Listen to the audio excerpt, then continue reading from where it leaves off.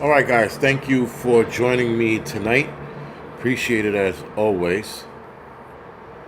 This is, I think, on a 45-second delay. I'm pretty sure it is. But anyway, hopefully, maybe it's just my iPad being slow. It is. Dan Phillips, Ozark, Mr. Landfill, Sarita, Joe, thank you for the 5x5, guys. Appreciate it. Flown Grown, thank you for the 5x5. And Visit, thank you for the 5x5. Yeah, it never comes in order. The way it shows on this app versus YouTube is always out of order. Crow, WTC, F you all. Thank you for the 5x5, guys. Appreciate it. All right. So, like I said, I'm going to try to do 2 of these a month. Last month was a pretty busy month, at least for Wednesdays. I was thinking about if I can't do Wednesdays, moving it to Friday nights. Not sure yet, but we shall see. Anyway, guys, other than that, tonight we are going to talk about very bad 80s movies, unbelievably bad. Now, some of these on the list are not unbelievably bad. Actually, they weren't at the time they came out. At least those of us when we were kids. We're going to get to 2 honorable mentions that when I look at the movies now, I'm like, the hell was I thinking? And I think a lot of us, now that we're older, we look at a lot of movies like, what in the hell is going on, right? And how are we easily entertained by the nonsense? Meanwhile, I think movies now are a lot more complex with their storylines. At least some movies are very complex, like Inception. What was the other one that came out that, what's his name did? Shit. Oh, Tenet. Right, Tenet was another one that was a complex movie. So when you watch movies like that, and then you dumb down and you go to movies like, I don't know, Xanadu or Leonard Part 6, which were really bad movies. Those movies, and Leonard Part 6, when I get to that, you gotta listen to why it was Leonard Part 6. There was an actual legitimate reason why it started out with Part 6 and not Part 1. Gleaming the Cube. Water Dude. Yeah. It's funny because I just watched that probably about a year ago. And before that, I hadn't seen it in a few years. Probably about 15 years or so, maybe 20. And Gleaming the Cube is still a decent movie, but the special effects is horrendous. I mean, it was horrendous back then, to be honest with you. I mean, when we saw it as a kid, when we saw the movie as kids, we were sucked up into the whole skateboard fantasy of it. But when you look at it now, you're like, yeah, it was a pretty bad movie. It was a cheesy murder mystery movie, but it was still pretty decent for its time. Again, now that we're older, we're just like, no, that shit wouldn't fly like at all. The Prestige was deep. Yeah, Joe FW. So it's interesting you said that because Superman, we're going to talk about that, but we're going to talk about certain movies that were done on the cheap just to save money while they were trying to rake in the overall money for the franchise. They were trying to be even cheaper making Superman 4. But we're going to get to Superman 4 in a little bit. So now, 2 movies here that I got off a list. I never seen these movies. I heard of them. Actually, I heard of one of them. The other one I didn't. But number 1 right now is Slapstick from Another Kind.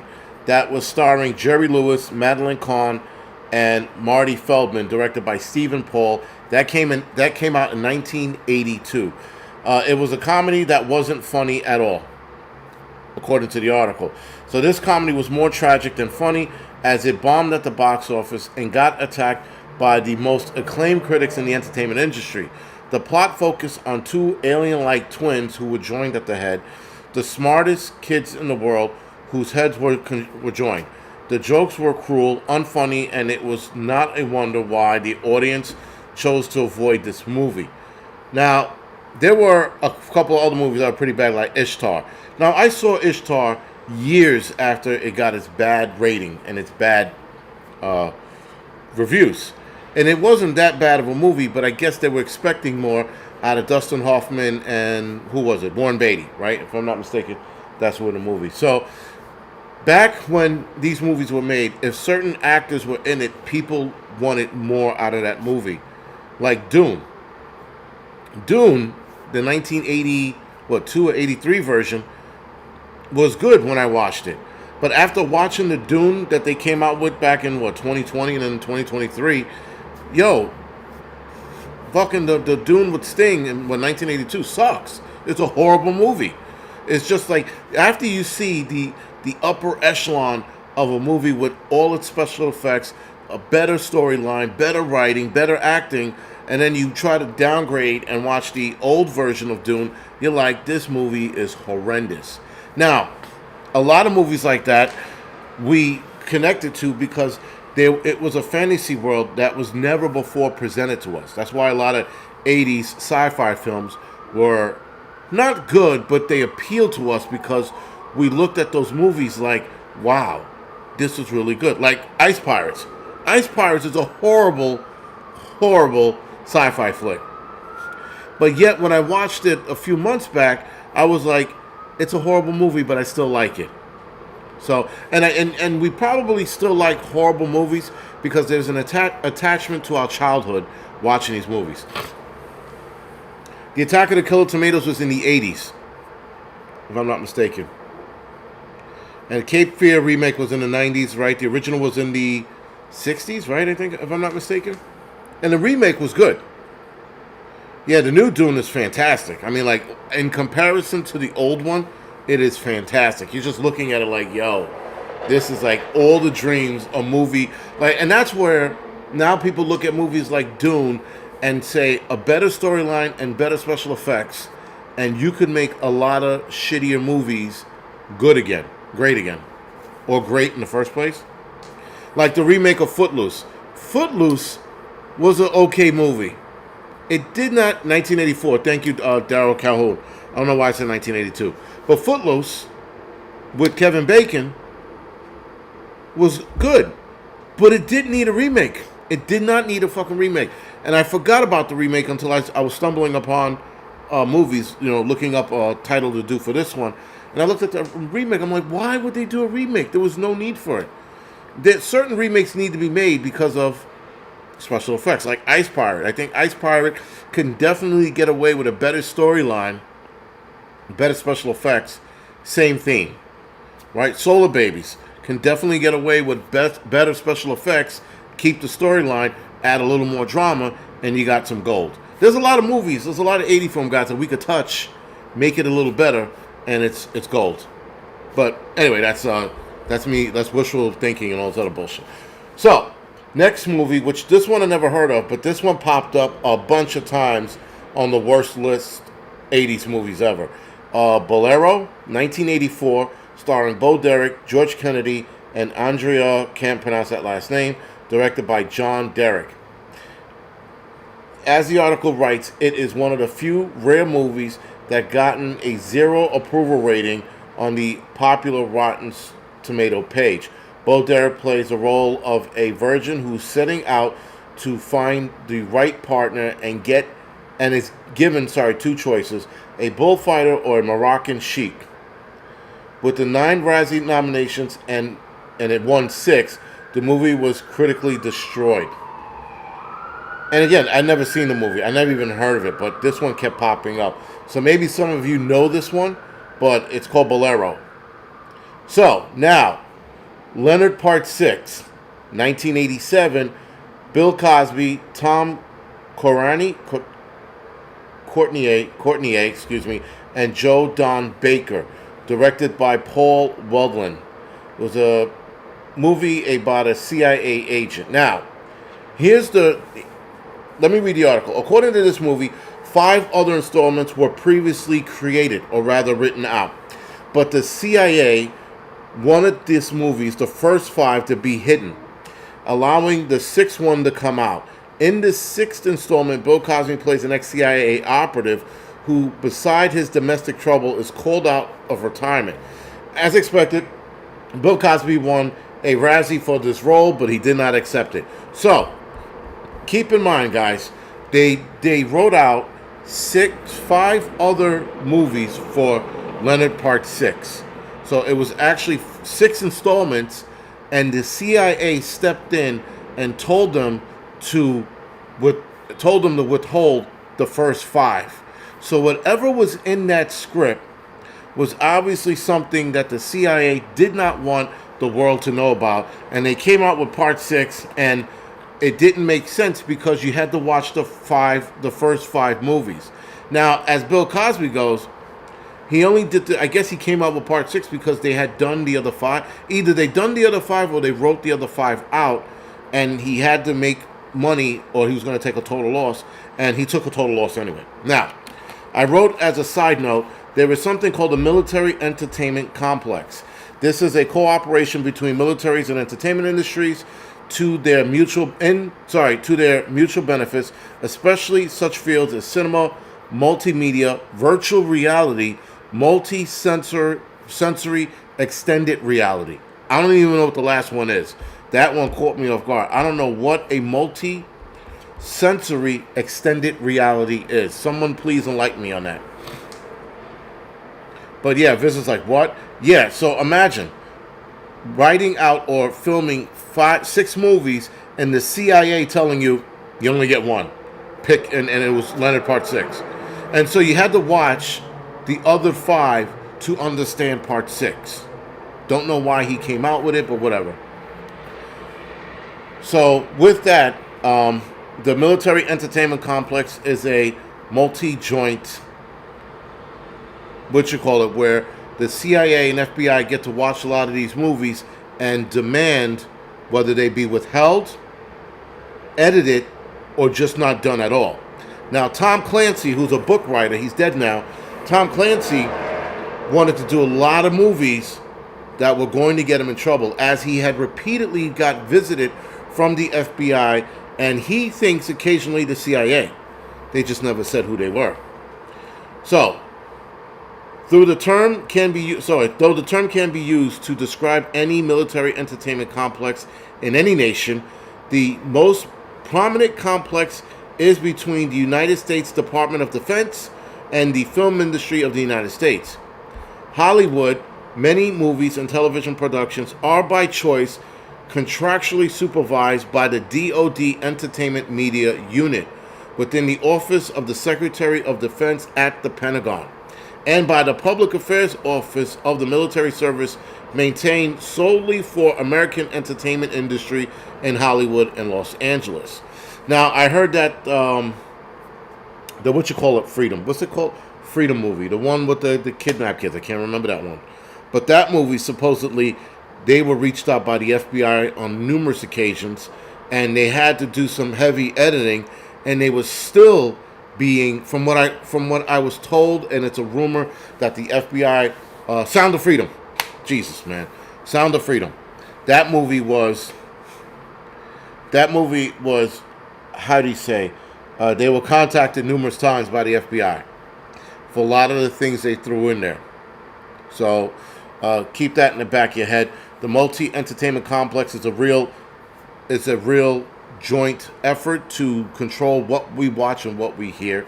And then the DOD's Entertainment Media Unit, they control a lot of what we see and hear. Now, there are over 100 movies that the DOD actually had script approval on. So the DOD looked at certain scripts and gave the approval as it was written. Sound of Freedom. Thank you, guys. Right? So now, this is a long list. I mean, a very long list. I don't know where I could put this list, but we're going to read off some movies, and movies that we know. So this goes back as far as 1933. The Department of Defense gave script approval over movies going back as far as 1933, which was Ace of Aces. That was the first movie, not the first movie on the list, but the oldest movie I saw. And then Above the Clouds. Now, up to date, Air Force One, 1997 with Harrison Ford. Annapolis, if I'm not mistaken, that was with Tyrese and this guy that got dishonored. Let's see. Apollo 13, Armageddon with Bruce Willis, A Time to Kill. I'm jumping all over the place with this list. These are the lists, guys, again, that the DOD gave script approval on. Battle Los Angeles, which I thought was a very, very good movie. Let's see. Batman and Robin, 1997. Don't know why. Battleship, 2012. I could see why some of these movies. Behind Enemy Lines. Top Gun Maverick, Top Gun, the original Top Gun Maverick. Let's see. Again, Clear and Present Danger. Any Tom Clancy movie, for the most part. Contact with Jodie Foster, 1987. Excuse me. Deja Vu, 2006, with Denzel Washington. The Day After Tomorrow with Dennis Quaid and the planet freezing over. Sorry. Executive Decisions with Kurt Russell and John Leguizamo and Steven Seagal, who's in a movie for all of like 10 seconds. Interesting movies like Fly Away Home. Not sure why that was in there. Excuse me. Trying to read a little faster, but you know how my brain works. Slow as shit. Godzilla, the 1998 version with Matthew Broderick, and Godzilla 2014 with what's his name from not Bad Medicine. What the hell was that called? Shit. Drawing a blank. What the hell was that called? I'm drawing a blank on both the actor and the name of the show. Shit. But anyway, Gun Ho, 1986 with Michael Keaton. There's certain movies here I'm like, I thought they would have been in here, but they're not. Hell to Eternity, 1960. I forgot what that had to do. Oh, I Am Legend, 2007, Will Smith. Indiana Jones and the Last Crusade, 1989, Harrison Ford and Sean Connery.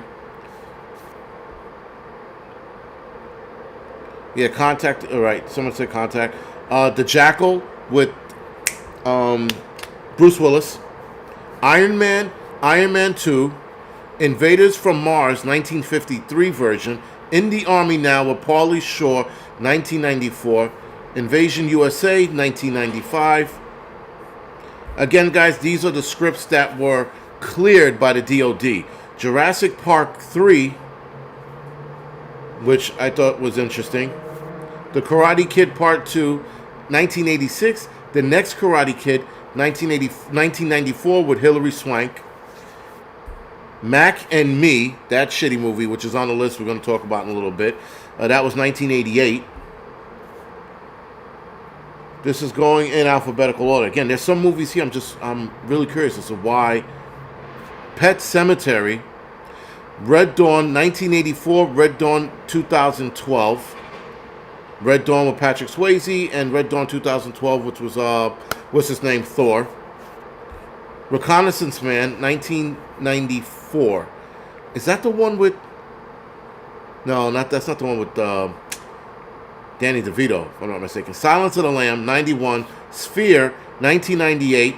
Sum of All Fear, 2002. A Soldier Story, 1984. Star Trek IV, The Voyage Home. The Bear, which I thought was interesting, 1984. It was about a bear. I remember that movie. And then Tears of the Sun, 2003. Now, any Black Ops movie, they were... Oh, no, The Bear isn't about a bear. It's about Gary Busey and some chick written... Okay, so The Bear follows the life of Paul Bear Bryant, a head coach of the University of Alabama football team who died in 1983. So it's about a football coach, excuse me. There was a movie called The Bear about a bear, but whatever, not the point. The Client, The American President, 1995. I think that's with, what's his name? Shit, I'm drawing a blank on so many of these names. Michael Douglas, right. American President, and Annette Bening. They were in there as well. Again, I said Top Gun 1986, Top Gun 2022, Transformers 2007, Transformers Revenge of the Fallen 2009, Transformers Dark Side of the Moon, or Dark of the Moon, 2011, Transformers The Last Night 2017, Twister 1996, True Lies 1994, United, 93, which is a bullshit movie. 2006. We Were Soldiers, 2002, which the original book was when we were young. When we were young, when we were soldiers. It's the original book to that. Wind Talkers with Nicolas Cage. Wings. That's the oldest one on here. Wings is 1927. Wings was the first movie or film production to ever be made, if I'm not mistaken. And then Wild America, 1997. So, A Soldier Story. We went over that. Right. Wings is a 1927 American silent and synchronized sound film known for winning the first Academy Award for Best Picture. Due to the general public apathy towards silent film, the film was quickly re-released in 1928, with synchronized sound. While the sound version of the film had no audible dialogue, it was released with the synchronized musical score and sound effects. Yeah, they're selling Wings right now on iTunes for like $5. Go get it. But if you like those kind of movies. But anyway, so I jumped around the list, guys. There's a lot. Oh, The Perfect Storm, 2000. That's on there as well. I'm surprised movies like The Three Kings is not on here. Again, that was a war movie. That was a pretty in-depth war movie. But this is the list. Again, guys, this is the list of movies that the DOD cleared for script. So if hopefully you get a sense. Wings was expensive at its time. Yes, it was. Wings had what's his name in it? Wings had, hold on, let me pull it up. The star of it was Clara Bow, Charles Buddy Rogers, Richard Aaron, and Jobney Rolson. Not Wings the TV show, Wings the movie. I know a lot of, if you're thinking about Wings the TV show, no, not even close. So, anyway, guys, that's where the DOD, they touched a lot of these movies and they made sure certain things were pulled out and certain things were left in. Wag the Dog, I'm surprised, is not on that list. That's another one. Yes, it's not on the list at all. So I find it funny that some movies that should have been on this list weren't, and other movies that I had no clue as to why they're on it. Like The Day the Earth Stood Still, 1951, the original, not the remake. Rocketeer, 1991, and The Right Stuff, 1983, and The Core, where Hilary Swank and they drilled to the core. That's also on this list, 2003. Again, there were some movies on here it just didn't make any sense as to why, and others it made sense, but still, our movies, screenplays are being manipulated by the DOD. As this is not a surprise, a lot of people did notice. I wasn't aware that the DOD was involved as heavily in our shit. I knew that they monitor what we watch and what we listen to, but this is another level. Anyway, back to the worst movie list ever. So, Shanghai Surprise, some of you remember that. That's Sean Penn, Madonna, and Paul Freeman, released in 1986, directed by Joe Goodbar. This is a movie starring Madonna, who's a nun, and Sean Penn, who's a con man. And at some point in the movie, they fall in love. This movie won, for some reason, Madonna got an Oscar for this role. But she also won a Razzie for Worst Actress. So, I find that to be very interesting. Next movie. Let me read the article, how it was written. With Madonna starring as a nun and Sean Penn as a sleazy con, the duet failed to carry this movie out of the stinky pile of shit that it is. Their romantic duet is at the center of the story as Madonna's character works with a con man to gather some illegal substance, and that's pretty much the bulk of the movie. This is at the time Sean Penn and Madonna were dating. They were a couple, and according to Madonna, supposedly Sean Penn beat her. Meanwhile, other people that Sean Penn has been with, they've never said anything bad about this man. So I think Madonna was the first to start talking shit about, movie stars beating her and some shit like that, whatever. Number 5, Now, for a lot of us, we relate to this movie, but number 5, Mac and Me. Now, Mac and Me was a horrible, even as a kid, when I saw Mac and Me, and I saw the alien with the fat cheeks, I'm like, first of all, what's up with the Ethiopian alien-looking thing, all fucking with the fat cheeks and shit and the big eyes? All right, let's forget about that. But let's talk about the horrible special effects in that movie. The fact that it was an E.T. ripoff done at a cheaper budget. And at the time I saw the movie, I was like, this is a good movie. I like the movie. I watched 5 seconds of the movie, and I'm like, this is a horrible movie. I couldn't watch it. Anyway, the movie acts as a bad twin of Spielberg's E.T. the Extraterrestrial, as it fails with the story and the box office. The semi-ripoff follows an alien who escapes a NASA lab and befriends a cripple, doesn't say that, and befriends a cripple. Besides the horrible box office return, this movie probably the worst example of McDonald's and Coca-Cola's product placement. Remember, McDonald's had those, they had they were advertising the movie in McDonald's. So you got a free whatever it was, You got a free whatever it was. Glass jar, like when the Muppets, when McDonald's was sponsoring the Muppets movie, you got those free glasses. I still have some of those glasses, like the actual glass. And I'm going to look online and see if they're worth any money. Anyway, number 6, Howard the Duck. I just watched this 2 months ago. When I last saw Howard the Duck, it was probably almost 30 years ago. Right? Or 20 years ago. Yeah. No. 30 years ago is the last time I saw Howard the Duck. So I see this movie now, and yo, I'm going to tell you right now. So, sorry, Howard the Duck released in 1986, starring Leah Thompson, Jeffrey Jones, and Tim Robbins, directed by Willard Huyck. I think that's how you say it. So, Howard the Duck is a Marvel comic character, right? So, before Iron Man and Captain America dominated the screen, we had to live with Howard the Duck, a Marvel superhero. In this movie debut, Howard the Duck arrives to Earth and tries to stop an alien invasion using quack fu, smooth words. As a glimpse into the plot gives out, critics saw it as a stupid movie. It is. The one thing I realized about Howard the Duck now that I'm older, it also had bestiality in it. Why was Leah Thompson ready to make out with a duck? I get that it's like half duck, half man kind of deal, but it was just a strange thing. Now that I'm older and I look at it, I'm like, that was weird. And I wonder if Leah Thompson looks at the movie now in her 50s, closing in on 60s. Does she look at this movie and go, what was I thinking, But, yeah, there we are. Jaws, was it Jaws 4, The Revenge, 1987? That was Lorraine Gary, Lance Guest, and Mary Van Peebles. That came out in 1987, like I said.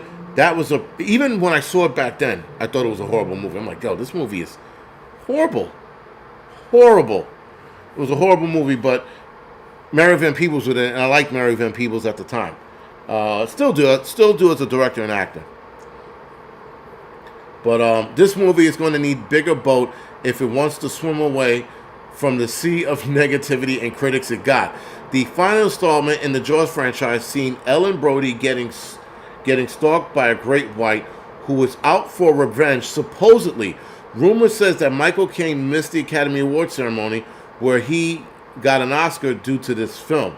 No shit. And this is the one where Michael Caine was in it, if I'm not mistaken. And Michael Caine,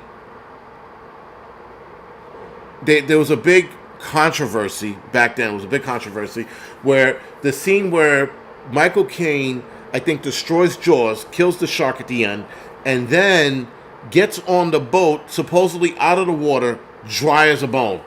And I remember watching it in the movie and people going, why is he so dry? Where the hell did he come from? He came from another boat and he didn't come out of the water. That was the big to-do when this movie came out back in 1987. Next movie, Xanadu, 1980. Olivia Newton-John, Gene Kelly, and Michael Beck. Again, it was directed by Robert Greenwald. And by the way, Jaws Revenge is directed by Joseph Sargent. The main inspiration behind the Razzies was, believe it or not, Xanadu. This is the reason why the Razzies exist, because of this movie solely. So drew in more critics than viewers. The plot that focused on a struggling artist living in a busy city in Los Angeles. If I'm not mistaken, his artwork came to life and it was the girl, or Xanadu was a place, but I forgot the girl's name, and that would be Olivia Newton-John's character. Anyway, the movie earned $23 million at the box office. However, the movie was so bad that the director won his first Razzie as Worst Director category. Number 9, Maximum Overdrive, 1986, starring Emilio Estevez, Pat Hingle, and Laura Harton, directed by Stephen King. Now, I just watched Maximum Overdrive because I don't know why I watched it, but the movie when I was a kid was very entertaining. Now that I'm an adult and I'm looking at this, I'm like, it got stale like that. I'm like, after the machines did what they did to humans, the soda machine shooting the soda cans at people, and it killed the first guy, and then it killed a bunch of other kids. Remember, the kids were trying to run away, and the soda machine was launching cans at kids, and the kids were running away, and they got fucking nailed in the back. Roller skating musical. Yeah, roller skating musical, my ass. It was, you know what? I liked it when I was a kid. Now that I'm older, I'm like, it's super gay. Whatever, that's Xanadu we're talking about. So anyway, Maximum Overdrive lost her as an adult because I was like all in on the cars taking over, machines taking over. And if they were to redo Maximum Overdrive now, there's so much more they can do with the movie now, especially that we have robots and smart cars and things of that nature. Anyway, Stephen King wrote some fascinating work from literature and directed one critically disliked movie in his career, and which was this. Evil machines are the antagonist in the movie, and a group of people try to survive their homicidal spree. The story overplays the trope that machine equals bad and becomes stale at a record speed. And this shit did, man. As I was watching it a few months back, I'm like, this is boring. It's a boring fucking movie. And all they had to do, now that I look at it now, was run in the opposite direction. They weren't like, they were surrounded in the movie, but there was like a pathway they had to get out of there, and they could have did that from the beginning of the movie would have been over. Number 10, Over the Top. This is Sylvester Stallone, Robert Loggia, and Susan Blakely. If I'm not mistaken, Robert Loggia had passed away back in 2006 or 7. Anyway, we could have known that an arm wrestling movie starring the face behind Rocky would not be well received. Sylvester Stallone's character seeks to win an arm wrestling tournament after his son Michael misses the chance to say the last words to his mother. The cheesy story and the character push the quality of this movie down. Now, I liked Over the Top. I still entertain it, but the one scene when he's wrestling and then he's losing and he's shifting. You know how hard it is to shift your grip when you're arm wrestling? But in the movie, he's like, there's all this tension and all this power, and he's like, you see him, and then you see him move his hand. Get the fuck out of here. That is impossible. Anyway, as I started like arm wrestling at the firehouse and learning how to arm wrestle, I started understanding that was impossible. And then shifting your hand over the top doesn't make you stronger. You just reposition your hand. That's all you do. Doesn't make you stronger. So anyway, still an entertaining movie, but dumb.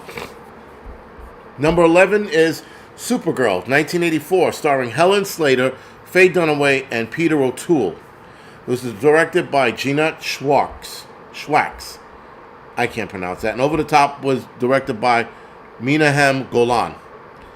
So, Supergirl, which when it came out was a pretty good movie. I liked it.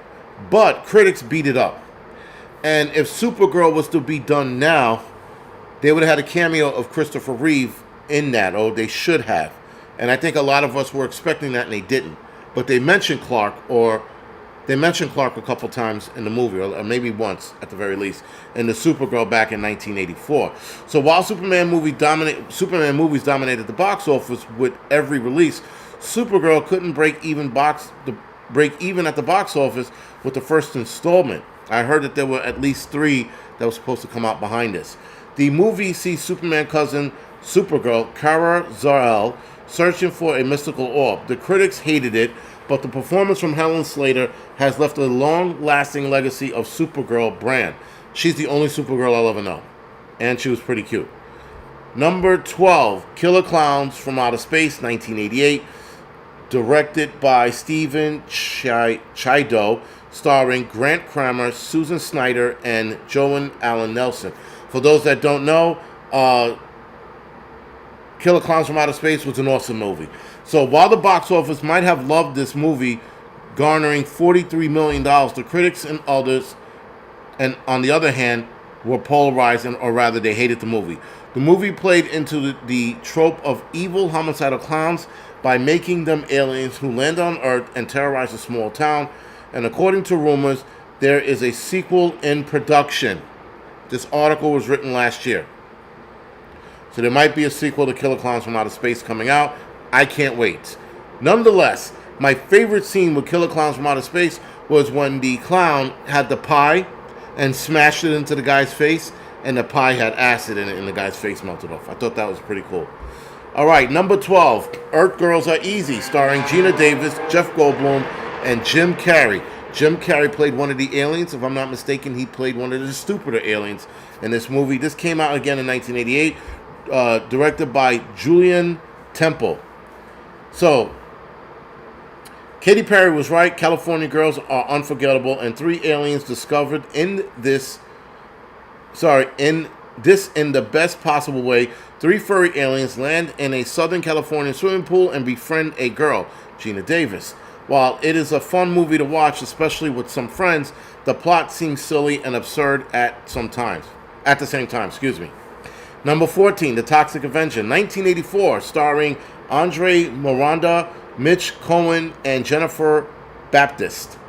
This was directed by Hertz and Lloyd Kaufman, I guess brothers. Unlike the Marvel Avengers we know and love, the Toxic Avenger franchise wasn't so keenly received at first. It became a cult classic later on.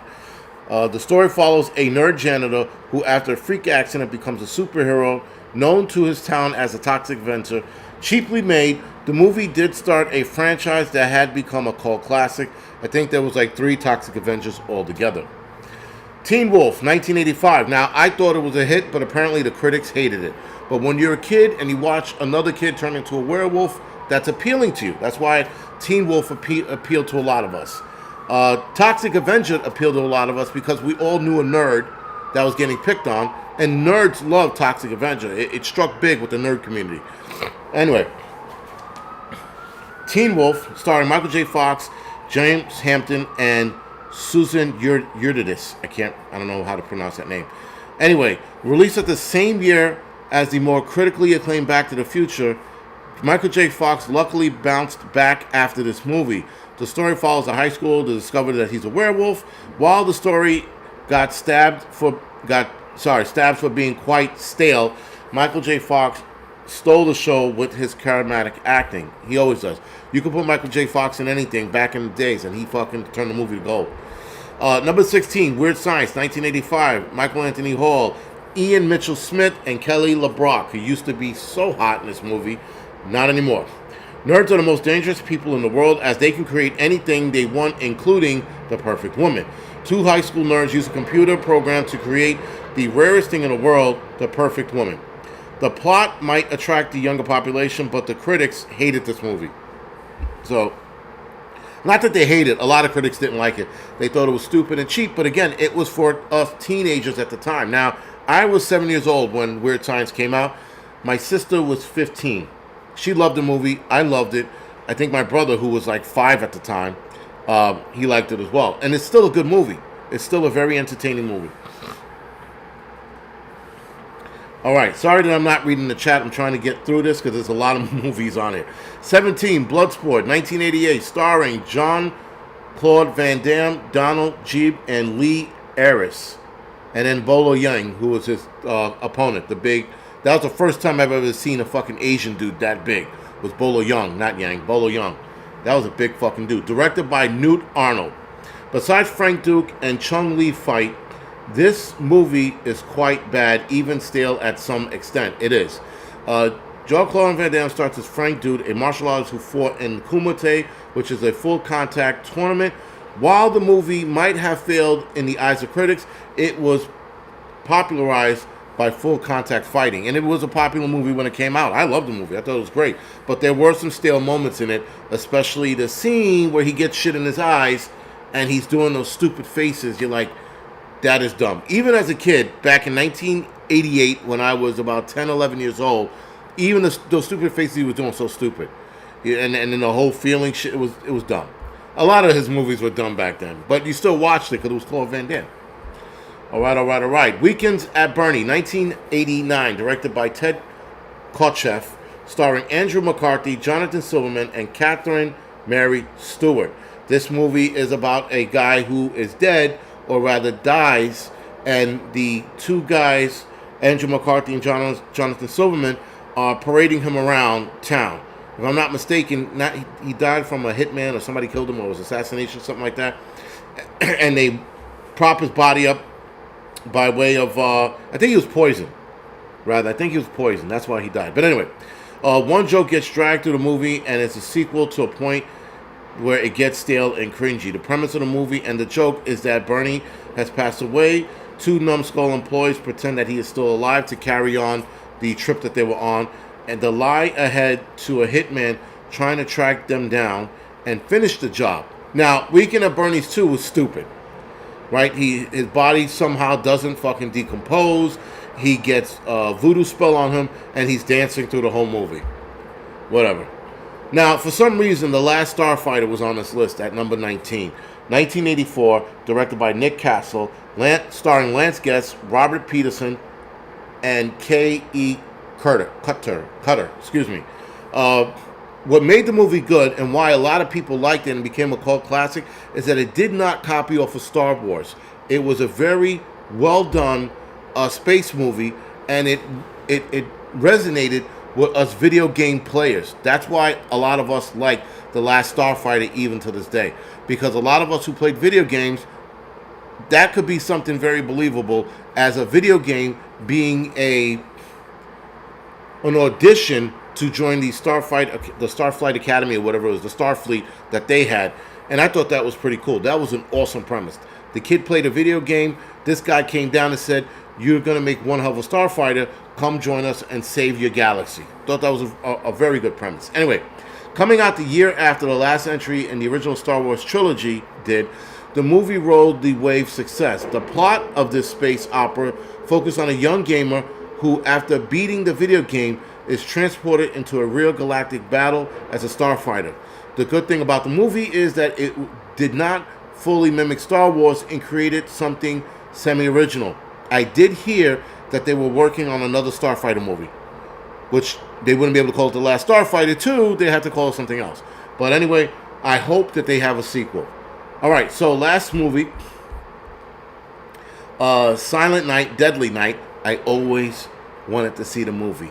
So how many of you guys remember when we used to rent movies at the rental spot? Before Blockbusters, before, what was the other one? RKO? Before any of those places, they had the mom and pop video rental spots.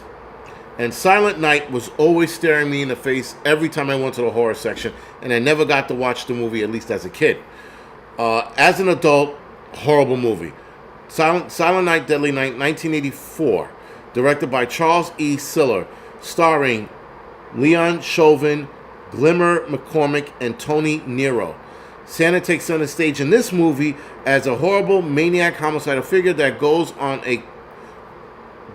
quite a spree. Billy, a victim of Santa crime, is forced to dress up as the Christmas icon and accidentally go on a homicidal spree.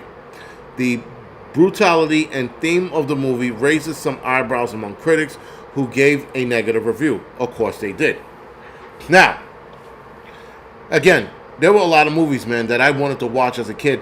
When you went to the horror section, as a kid, in the 80s, going to the horror section was the equivalent of going to a porn section.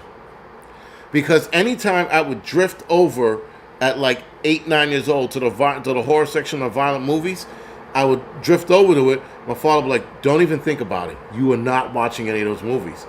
And I'd be like, "Damn it," and then do the shit all over again every week. And then eventually we started watching violent films.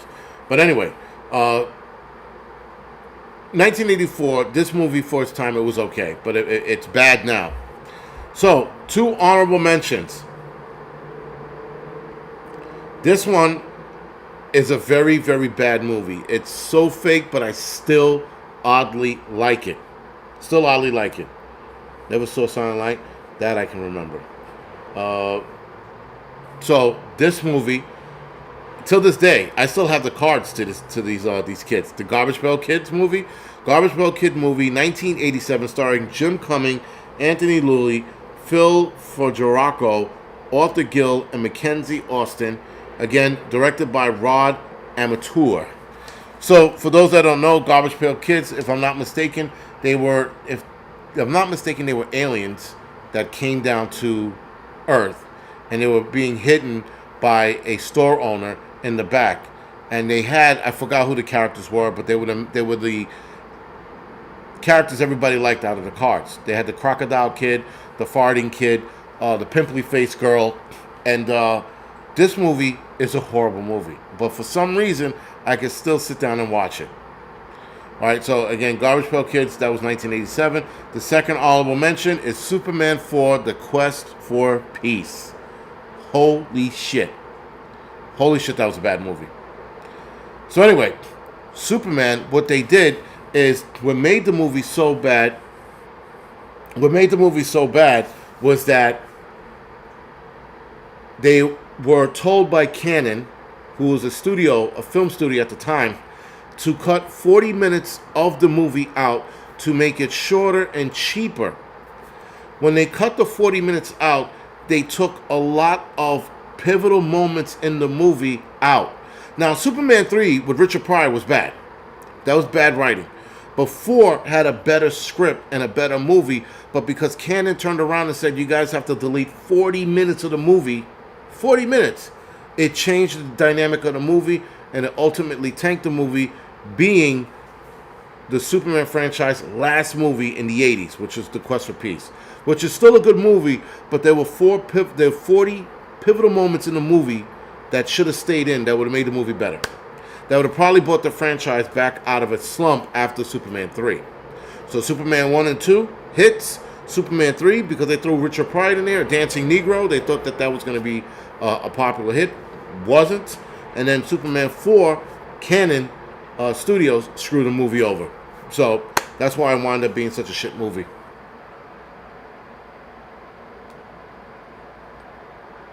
Sorry.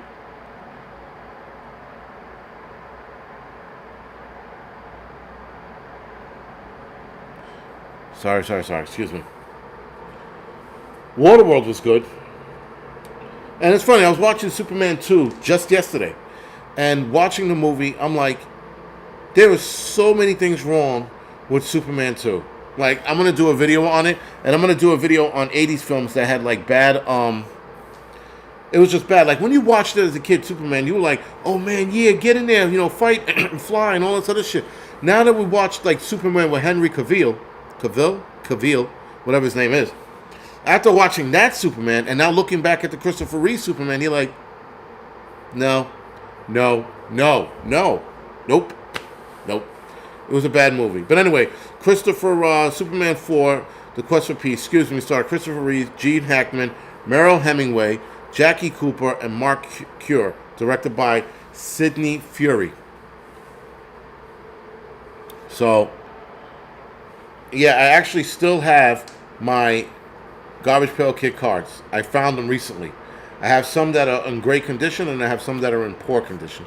Needless to say, if I can trade those, I would. All my comic books, all my baseball cards, and all my Garbage Pail Kid cards and Ninja Turtle cards, I'm saving all of those for my grandkids, if not great-grandkids, so they can turn those into cash down the line.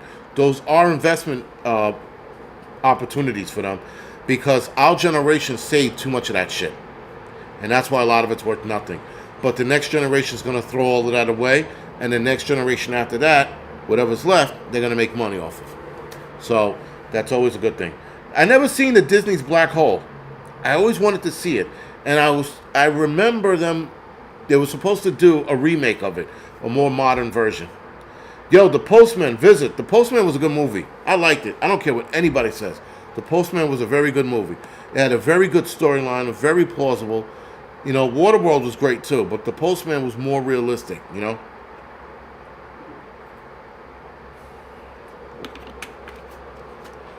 But these 80s movies, and there were so many other bad 80s movies out there, but these are the ones that are that stuck out. And again, the fact that, guys, the DOD's involved and the CIA's involved in our movies, that's bad.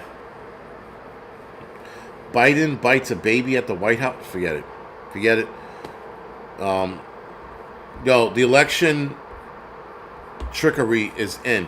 So I have a picture of apparently ABC News accidentally airing election results and saying that all votes were in by 100%. That was earlier today. So they're already starting their nonsense. I will be talking about that tomorrow night on the Angry Truth channel. Tomorrow night on the Angry Prepper channel, I haven't decided what we're going to talk about, but it doesn't matter. The fucking wheels are falling off this country. So go figure. Anyway, guys, any 80s movies that you guys would like me to talk about or review for a video, not a live stream, a video, let me know in the comment section. I definitely would. Halle Berry as Catwoman was the hottest Catwoman on the planet. Don't get me wrong. What's her name? In the Christian Bale Batman, she played the sexy Catwoman too. But Halle Berry was by far the sexiest Catwoman in the history of Catwoman. There's one hell of a body on her too. And yes, guys, do me a favor, hit the thumbs up or the thumbs down, whatever floats your boat. But again, back to the whole CIA thing. The problem with movies now, guys, is that I hope a lot of us just watch it for entertainment purposes and we don't watch it for anything substantial. Like Lone Survivor, for example. Lone Survivor wasn't on that list. Let me see if I can pull the list up again. Yeah, Lone Survivor was not on the list. Captain Marvel was on the list. 2019, that was on the list. Captain Phillips was on the list. But Lone Survivor, for some reason, let me fucking see if I see it. I Am Legend's on here, 2007. I think I said that already. Sorry. Yeah, Lone Survivor is not on here, which I find it to be very, very interesting. Final Countdown, 1980. You guys remember that one? That's on the list of CIA or DOD-approved scripts. And you could look this up online, and this will show you a long list. Ruskies, 1987. I never got to see that movie, but that's on the list. So many movies that doesn't make sense. The Client is on this list. I'm surprised Charles Bronson's fucking Death Wish is not on here. Why not? Garbage Pail Kids. They could be real, you know? But, yeah, the We Were Soldiers, that makes sense. And What Price of Glory? Nope, and no. Oh, wow, I said Wild America. To the song. The Swarm, 1978. Tank, 1984. Stripes, 1981. Again, are on the list of the DOD-approved stories. Interesting shit. I mean, I didn't know about it. Candace Owens mentioned it the other day about a division within the DOD that checks out movies and dots their I's and crosses their T's to make sure we watch what they want us to watch. No, American Sniper Packs is not on the list. You would have thought that would have been on the list too, but no. American Snipers is not on here, and Lone Survivor is not on here. But Annapolis is, Air Force One is. Let's see, Armageddon. Again, interesting.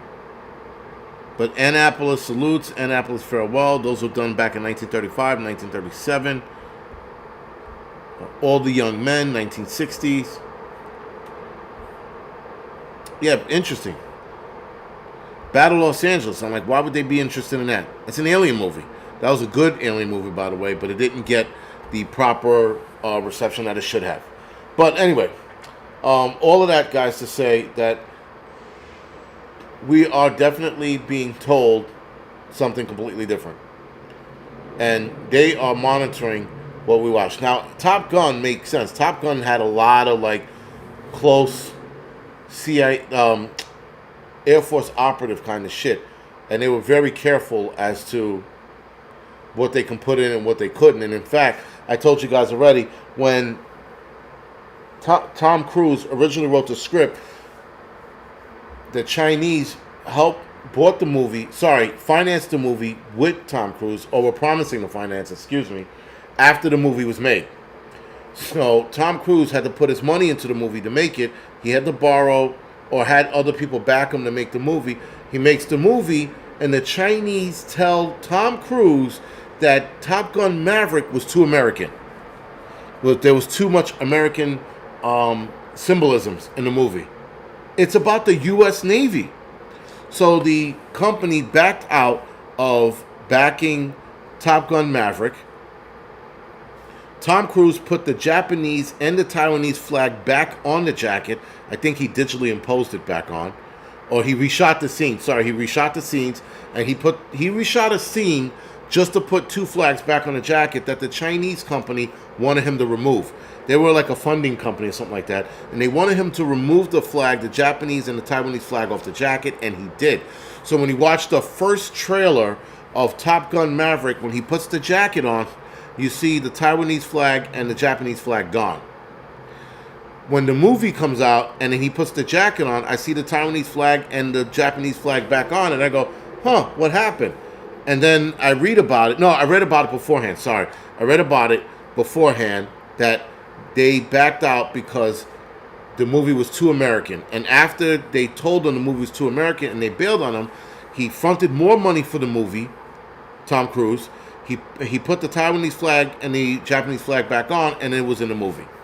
And now he made all his money back and then some. And in fact, I think they're doing one more Top Gun movie. So we shall see where that goes. That's going to be looking very, very interesting. Oh, Black Hawk Down's on the list too. I didn't see that there. I can't see half of these because they're yellow. But Captain Marvel, Captain Newman, MD. A lot of these movies don't make sense. But again, these are, guys, DOD-approved movies. So with that, guys, in about 2 minutes, we're going to go off the air. Tomorrow, I will have a double header, unless there's overtime tomorrow night, which I doubt it very much. But if there is, I will be doing a double header. Tomorrow night. Aliens, Buckaroo Banzai. Yes, Taiwan didn't like the... Right, exactly. Buckaroo Banzai is still a good movie. Never Ending Story, still a good movie. And it's funny, guys. Again, Stand By Me is still a good movie. Like, you could watch that movie now. Yeah, there's certain things we could look at the movie and go, that would never happen, or that was bullshit. Nonetheless, it was, we resonate with a lot of these movies. Lost Boys. Bunch of teenage vampires acting like assholes. Acting like unruly kids. If unruly kids had powers like that, they would absolutely be acting like those guys. Hanging off of bridges, riding their motorcycle off a cliff, and then flying out into the dark. Sleeping upside down, which was the best part of the movie. That was the best part of the movie. That took everybody by surprise. I don't care who you were. When they didn't find the coffins of those vampires in Lost Boys, and they looked up and they saw them fucking hanging by their toes, that was awesome. That was really, really good, man. That caught everybody off guard. I thought they were going to find another hole somewhere and then fucking like go into that, and that's where they'd be sleeping. Nope. The Remo Williams, The Adventure Begins, that was a good movie too. The fact that he ran on the water, that was pretty cool. But yeah, Lost Boys is a shit, man. Freshwater Leeches, Fear Unlocked. Yo, yeah, that's right. Stand By Me is Stephen King, yeah. Stephen King wrote a lot of good shit. He wrote a lot of good movies, and too bad he's a liberal kook, but he's still a good writer. Can't take that away from him. Especially The Stand. For those of you that read the book The Stand, you got to watch the miniseries, not the 80s version or the early 90s version, the 2015 or 14 version, or maybe 16 version. That was a good remake of The Stand TV show. Awesome. You will not regret it. I promise you, if you look for the new Stand, maybe it was 2018, 2019, very good TV show. That remake TV show took the book and they made it like 6 or 7 parts. Absolutely excellent. You will not regret watching it. Pet Cemetery, not Pet Graveyard. Or was it called Pet Graveyard? But it was called Pet Cemetery, if I'm not mistaken. Stand By Me. Pet Cemetery. What was it? Langoliers. The It, right? Which It was one book, but they made it into 2 movies. Sandlot resonates with us. A lot of those kids' movies resonates with us. E.T. The whole scene at the end with the bicycle and shit. And the fucking FBI and the cops blocking them off. And E.T. doing his little E.T. thing. And everybody flying above the cars. That caught everybody off guard. When you were in the theaters and you watched them go over the car, you were like, holy shit. That was a good scene. That was an excellent scene, actually. And those movies, they meant something to us when we were kids. Because it was fun. It wasn't serious. It didn't have all this him, they, us pronoun bullshit. It was just a fun movie to watch. And that's what got away from the movies. It's the funness of movies. Just having a good time. Children of the Corn. A bunch of white kids acting like psychopaths. Excellent movie. You know what I mean? And the Children of the Corn with the fucking shitty haircut. We're gonna cut your dick off. You know, like, that was a good movie. Oh, From. The TV show From. You guys gotta watch it. That's a good show, too. I'm trying to finish it, actually. The Green Mile, Stephen King as well. Yes, it is. But anyway, guys, with that being said, I'm going to go off the air now. Thank you for watching. On your way out, could you do me a favor? Please hit the thumbs up or the thumbs down. Share this if you want. I am going to start doing videos and doing smaller 80s films, like diving into Everything Wrong with Superman 2, Everything Wrong with Red Dawn. The 1980-something version, not the fucking 2012, right? We're going to start picking movies apart, 80s movie apart. We're also going to talk about why we like those movies in shorter videos and not hour-longs. Anyway, guys, other than that, thank you for watching. Thank you for joining me. I will see you guys tomorrow for the doubleheader. And good night.